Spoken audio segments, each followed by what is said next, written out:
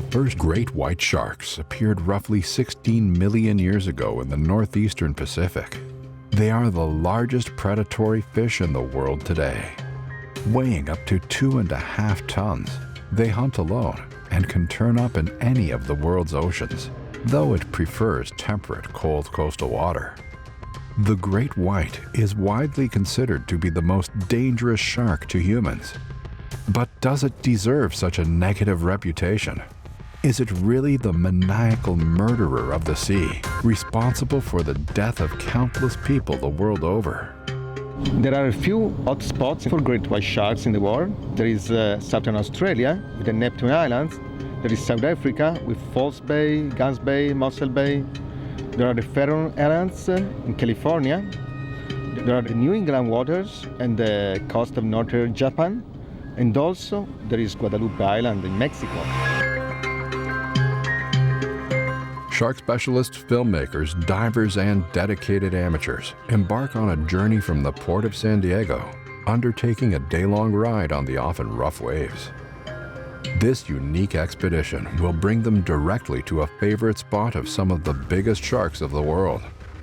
The Pacific Ocean's Guadalupe Island is one of the few places in the world that provides consistently excellent opportunities to observe the natural behavior of the great white. Guadalupe Island is quite a special spot because has been the last one probably to have been discovered, and has such amazing underwater visibility, up to 40 meters underwater visibility. That is really a lot. And also in Guadalupe you can find some of the biggest great white sharks in the world. Mystery, she's 18 foot, she's enormous. Huge. So we had an exceptional season with her a couple of years ago. She was magnificent, 18 foot, one of the biggest sharks out here.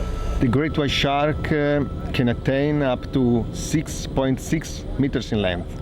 But let's say that these huge specimens are very, very rare.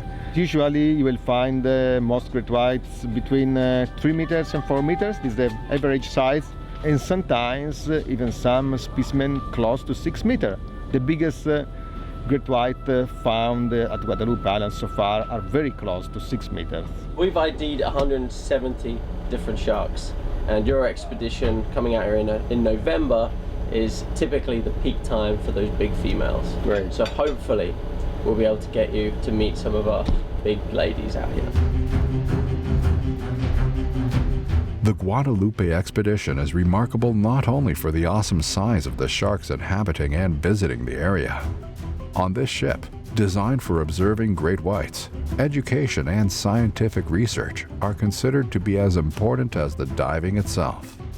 The sharks in the area are registered in a photo database. Over the years, this database has been a valuable resource in examining the lives of the females that show up here regularly. What is the cause of their annual return to the island? The theory suggests that the females arrive late in the season and they coincide their visit to the island with that of the elephant seals, which we believe that they feed off. Do you think that they mate close to the island? Whether or not it's close to the island or not, I'm sure, but my personal belief is yes, that this is a mating ground for great white sharks. Okay. At this time of the year, when we do see the females, we regularly see these bite marks and these mating scars on them, and they're more than just scars. Some of these are very fresh wounds, and some of the animals that we've tagged have gone on these 2-year migrations that would suggest that they're leaving Guadalupe Island to then give birth before returning 2 years to begin the cycle again. The great white's reputation hasn't changed much in recent decades, but are we right to assume that they are remorseless killing machines, terminators with fins? Do we really have enough information to make that judgment?